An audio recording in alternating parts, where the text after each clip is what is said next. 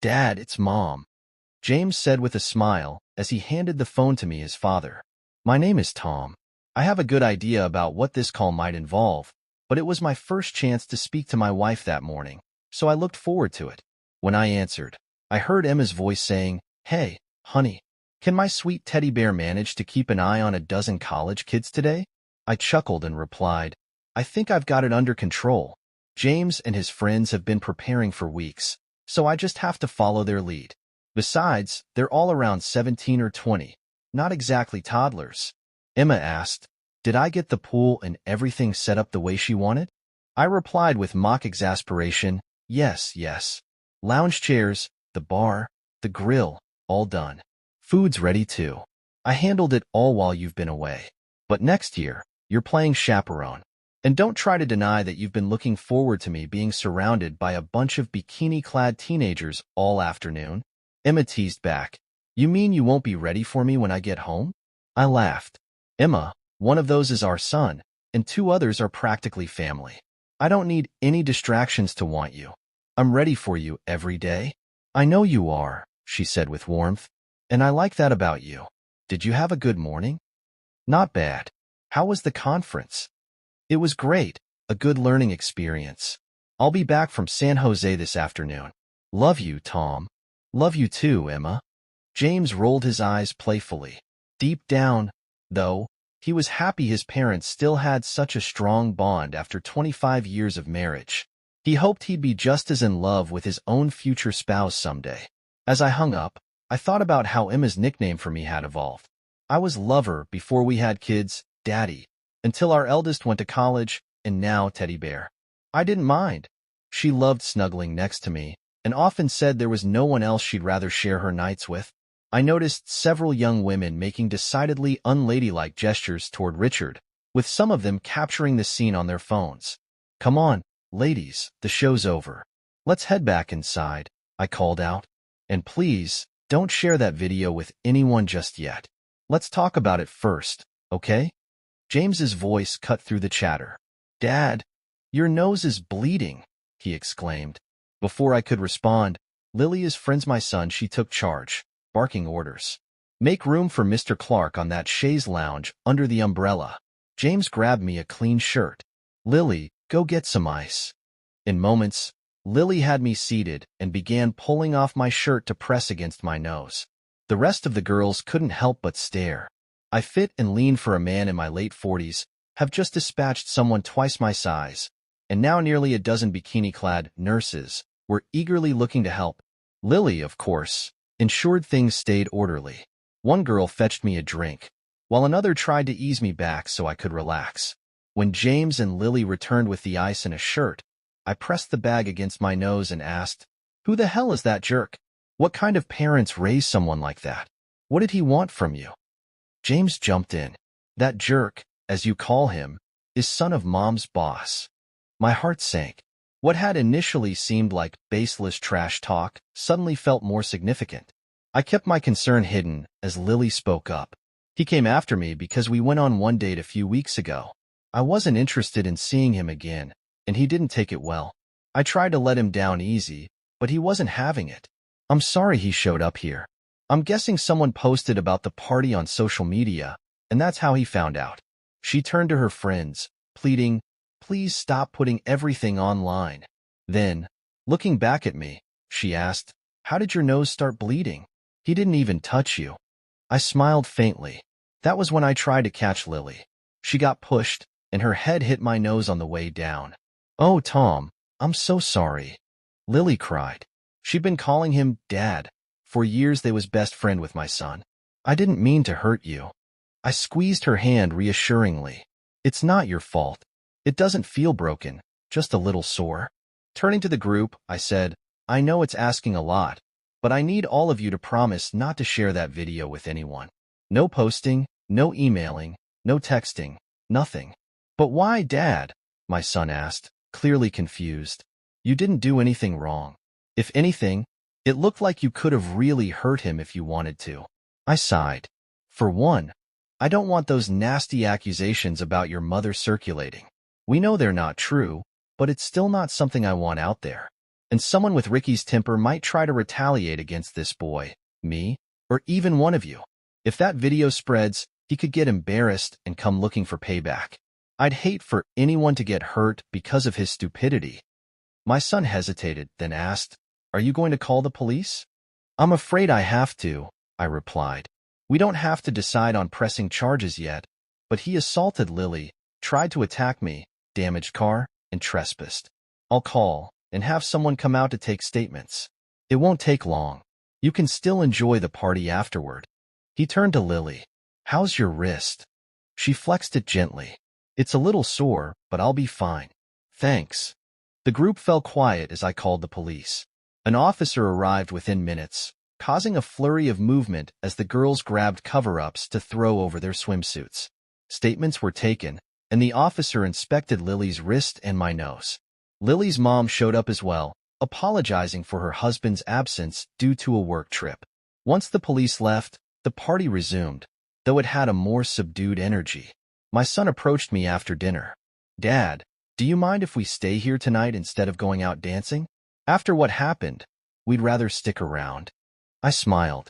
"Of course, son. You know I love having you all here." He hugged me tightly before returning to his friends. I watched the last inning of the Braves game. Another loss, of course, and sighed when he got a text from my wife. "Plane delayed. I'll be home late." The seed of doubt Richard had planted began to gnaw at me. I hated the thought, but some of Richard's accusations struck a little too close to home. I needed my wife to come back so we could talk. The group prepared to leave as they said their goodbyes. I received warm hugs, quick kisses on the cheek, and heartfelt thanks from each of them. Cleaning up the backyard didn't take long with their earlier help, and I was just tossing the last of the trash into the bins when he heard the hum of the garage door. Emma was home. I walked out to greet her, taking her bag as she stepped out of the car. She wrapped her arms around me and gave me a quick kiss. "I missed you, baby. How was the party?" "It was interesting," I replied. "I'll tell you about it in a bit." "I thought they were going out dancing," Emma said, raising an eyebrow. "They decided to dance here instead," I answered. "I bet you didn't mind that," she teased. "Did you turn off the lights and watch them from inside?" Her tone grated on me, but I kept calm. "No, Emma. Son dragged me outside, and I danced with most of them before they left." Emma smirked. "I'll bet that put you in quite the mood. If I weren't so wiped out from the flight and delays, I'd be happy to help you out." I wasn't in the mood either. "Let me get your bag inside and pour you a glass of wine. I've got quite the story to share." Curious, Emma followed me into the house. Once settled in the living room with her wine in hand, she watched as I sat across from her instead of next to her. "Oh, this must be serious," she said with a chuckle. I recounted the events of the afternoon, including the police involvement, though he left out the inflammatory comments Richard had made. Emma's expression shifted from surprise to disbelief when I revealed the assailant's name. "Richard Farmington? Andrew's son?" "No way," Emma said, shaking her head. "There must be some mistake." I shrugged. "Looks like Andrew forgot to teach him a few things, like manners, respect, and knowing when to keep his mouth shut." Emma's eyes widened. "Wait a minute, Tom. Richard's huge. Are you seriously telling me you took him down? You're making this up, right?" She started to laugh. My expression remained neutral, though her reaction stung. "You don't believe me?" "Oh, come on, Tom. I'm not trying to hurt your feelings, but be realistic. You're 165 pounds, and Richard's nearly twice your size." I stood abruptly. "Good night, Emma," I said flatly. "Don't pout, honey. I didn't mean it that way. How else am I supposed to take it?" I shot back before heading upstairs. That night, I chose to sleep in the guest room. When Emma found me there, she was surprised. "What are you doing in here?" "I missed you. I was planning to snuggle with my teddy bear tonight." The term, teddy bear, suddenly struck I in a new light. Was it affectionate, or was it mocking? I didn't have the energy to confront her about it, and replied, "I guess we'll both be disappointed." I closed the door and locked it. Emma knocked and pleaded for several minutes before giving up and heading to our bedroom. She felt confused and frustrated. Could her husband really have done what he claimed? It didn't seem possible. The next morning, I woke early, quietly gathered my running clothes, and had a light breakfast before heading out. I managed a solid 7 miles in just under 53 minutes. When I returned, Emma was waiting, clearly unhappy. Tom, we need to talk.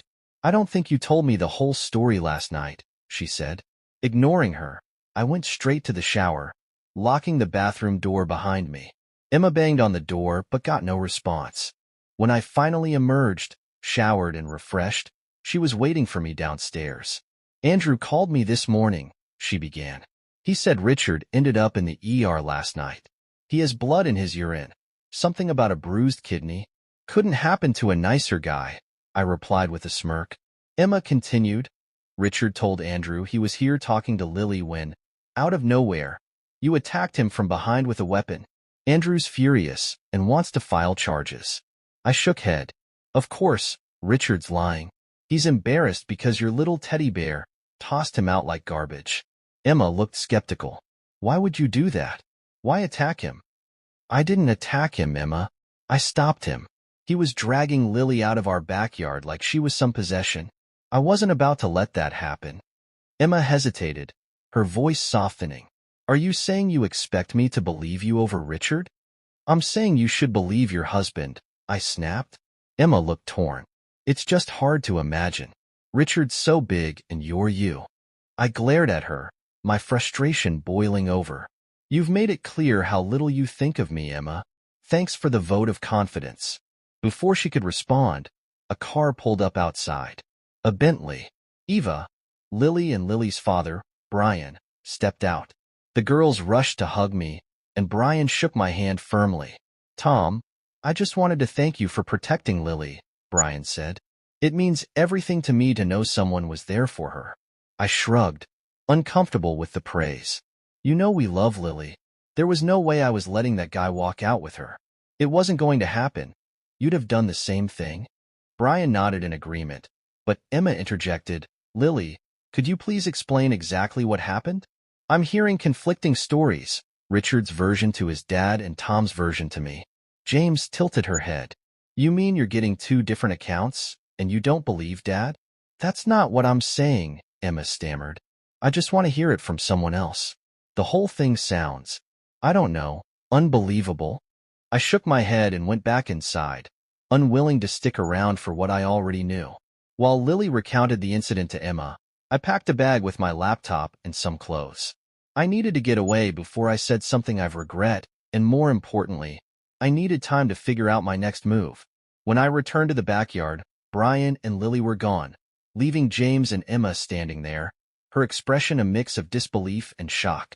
Her reaction said more than she realized. It wasn't just doubt about the situation. It was her focus on how this affected her work, not me and James and Lily. That realization hit me hard. So, I said, my voice firm, what are we going to do about that kid? Someone needs to teach him some manners. Emma scoffed.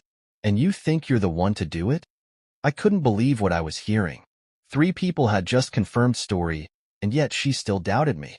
Her dismissiveness cut deeper than any insult. She added, he's probably furious right now. I smirked, thinking about Richard, who was likely still seeing blood in his urine. But then Emma said something that felt like a dagger. I don't think you'd be so lucky next time. The look on my face said it all. That comment had killed something in me. Emma tried to backtrack, claiming she was just worried about me getting hurt, but it was too late. When did you lose all respect for me, Emma? I asked, my voice trembling with anger. What happened to the faith you used to have in me? It's gone now, isn't it? You're being ridiculous, Emma replied. My feelings for you haven't changed. I'm proud of you and what we've built together. Well, forgive me if I'm skeptical, I retorted. Did you know that I have CEOs from Fortune 500 companies in my contacts? They call me when they need solutions. My company might not make as much as Andrew's, but in my industry, my team and I get a hell of a lot of respect. Far more than I seem to get at home these days. The last couple of days have been eye-opening. What does that even mean? Emma asked. Don't worry about it, I said flatly. Here's what's happening.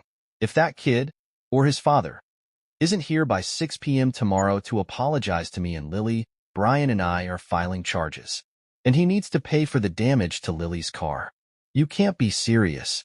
I still have to work with Andrew, Emma protested. Then maybe you should convince him to teach his son some manners, I shot back. Because this clearly didn't come from Andrew. But hey, you'd know better, considering how much time you spend with him. Tom, this could hurt my career. Well, Emma, look at what it's doing to us. But I guess that doesn't matter to you. I grabbed my bag and headed toward the door. Tomorrow, 6 o'clock, or Brian and I are calling the police. Tom, you're not leaving. We're not done talking about this. Emma yelled, exasperated. Yes, we are, I replied, walking into the garage. I loaded bag into the car and drove off, leaving Emma standing in the driveway, hands on her hips and a frustrated expression on her face. I decided I needed space, not just from Emma, but from the entire situation.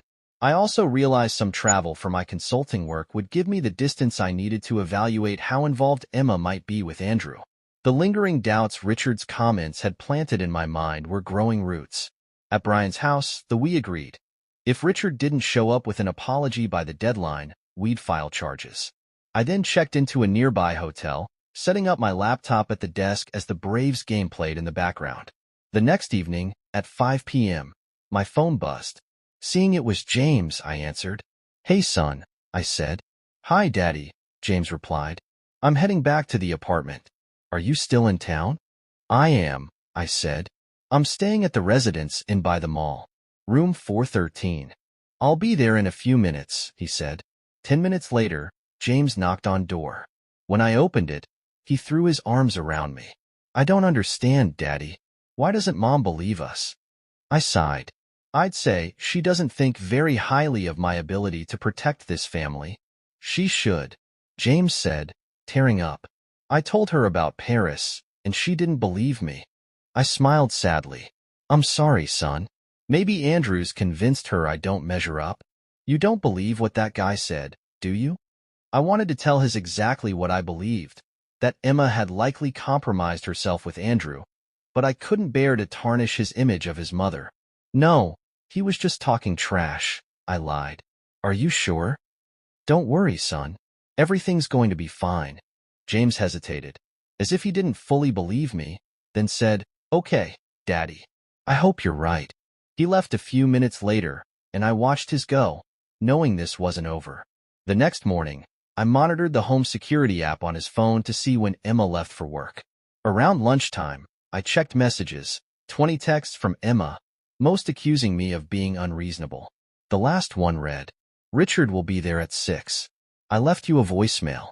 I rolled eyes and played the final voicemail. Tom, Andrew says Richard will show up a couple of minutes before 6 to apologize. I'm still upset with you for putting me in this position. We'll talk after they leave. I muttered under my breath. Somehow, this was still all my fault. But the most interesting thing awaited me ahead. I was scheduled to drive to prepare for a 2-day operations planning session with one of his clients. Originally planned for Thursday and Friday, he decided to leave after the apology. At 5:45 p.m., Brian and Lily arrived. Lily gave me a warm hug, and Brian shook my hand firmly. Well, this should be interesting, Brian remarked. Are you and Emma holding up okay? Sounds like this situation's putting a strain on things. I shrugged.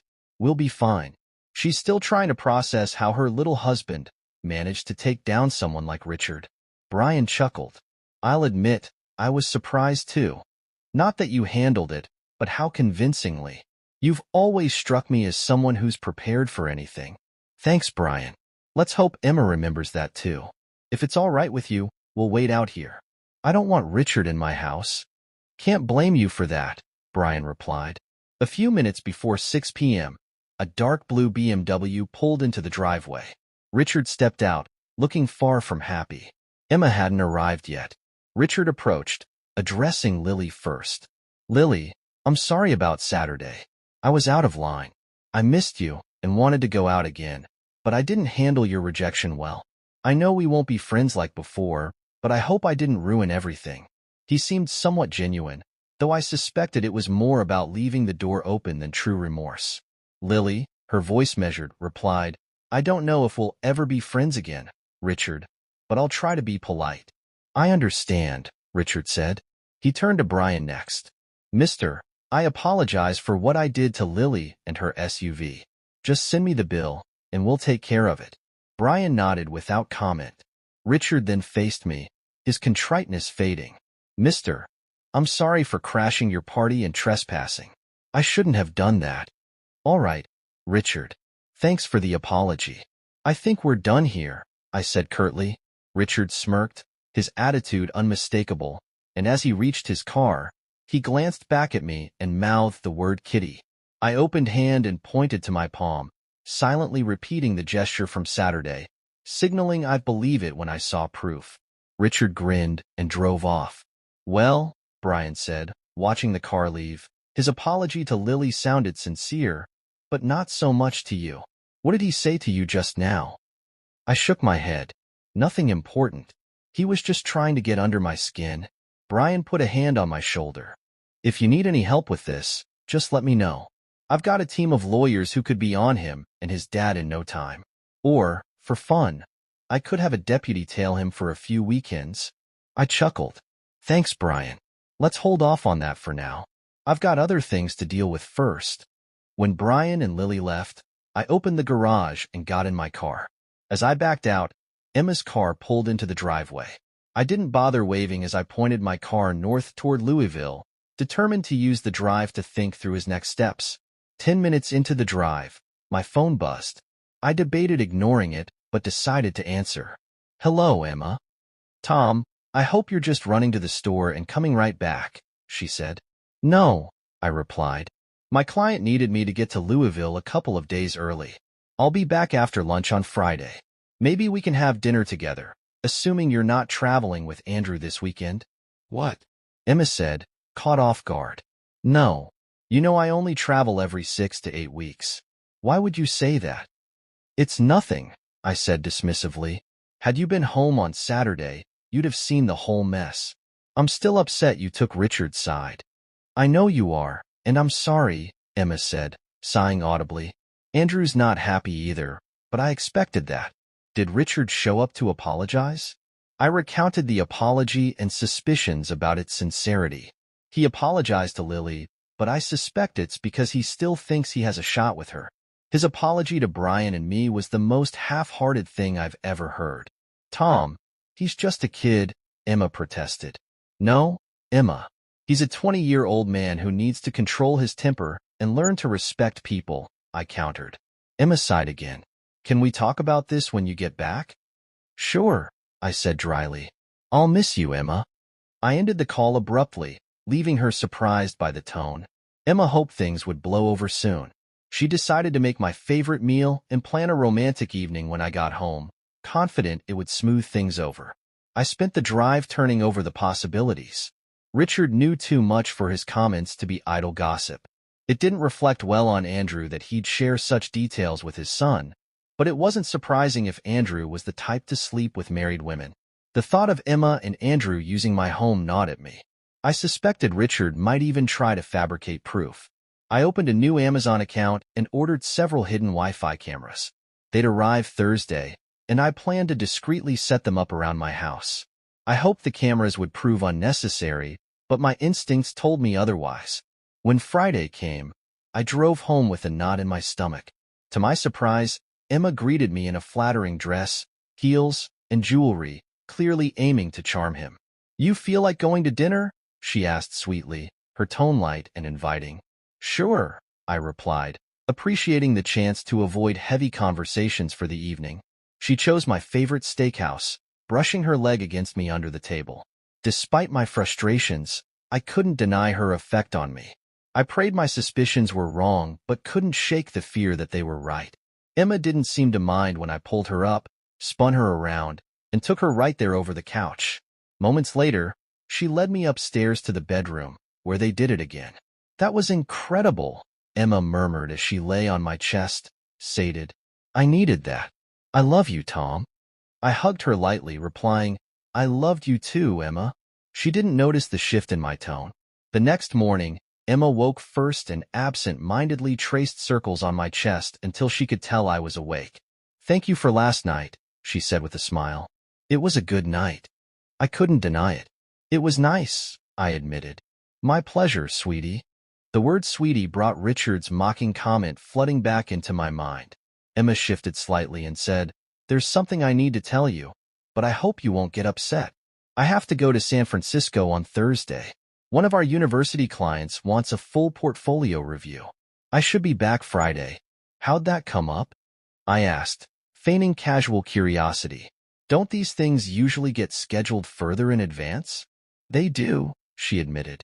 "But a competitor's been sniffing around, and Andrew thought it'd be best if I handled it personally." "So, you're going alone this time?"